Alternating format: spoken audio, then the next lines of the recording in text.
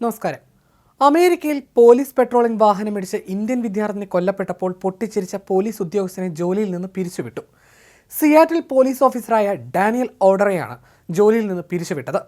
സംഭവം ഏറെ വിവാദമായിരുന്നു. പോലീസ് ഡിപ്പാർട്ട്മെന്റിനാകെ അപമാനമുണ്ടാക്കിയ സംഭവം എന്നാണ് ഇത് ചൂണ്ടി വിമർശനം ഉയർന്നത്.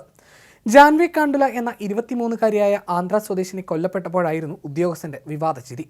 2023 ജനുവരി 23-നാണ് ഇന്ത്യൻ വിദ്യാർത്ഥിനിയായ ജാൻവി കണ്ടുല അമിത വേഗത്തിലെത്തിയ US പോലീസിന്റെ പെട്രോളിംഗ് വാഹനമിടിച്ച് സിയാറ്റിലിൽ വെച്ച് കൊല്ലപ്പെട്ടത്. ആന്ധ്രാപ്രദേശിലെ കുർണൂൽ സ്വദേശിനിയായിരുന്നു ജാൻവി. നോർത്ത് ഈസ്റ്റേൺ യൂണിവേഴ്സിറ്റിയുടെ സിയാറ്റിൽ ക്യാമ്പസിൽ ബിരുദാനന്തര ബിരുദ വിദ്യാർത്ഥിനിയായിരുന്നു. കെവിൻ ഡേവ് എന്ന പോലീസ് ഉദ്യോഗസ്ഥനാണ് വാഹനം ഓടിച്ചിരുന്നത്. ഈ സമയം ഏതാണ്ട് 119 കിലോമീറ്റർ വേഗതയിലായിരുന്നു വാഹനമെന്ന് പിന്നീട് കണ്ടെത്തി. ഇടിയുടെ ആഘാതത്തിൽ 100 അടിയോളം അകലത്തേക്ക് ജാൻവി തെറിച്ചു വീണു.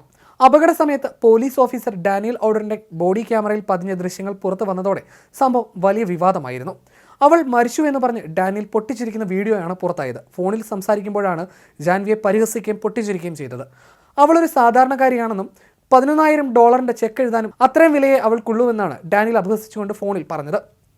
Seattle police officers guild vice പ്രസിഡന്റാണ് ഡാനിയൽ.